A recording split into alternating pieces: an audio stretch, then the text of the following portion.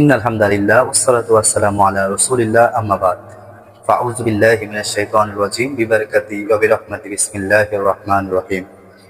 সম্মানিত দর্শক শ্রোতা, আজ আমাদের রহমতের 10টি রোজা আমাদের থেকে বিদায় নিয়ে যাচ্ছে।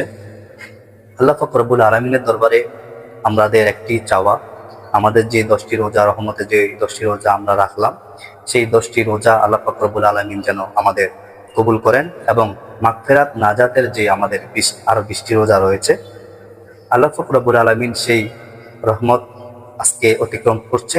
মাগফিরাত নাজাতের সেই 20টি রোজাও যেন আমরা এই 10টি রোজা যেভাবে অতিবাহিত করেছি, পালন করেছি, রেখেছি, বাকি 20টি রোজা যেন আমরা সুন্দরভাবে এইভাবে আদায় করতে পারি।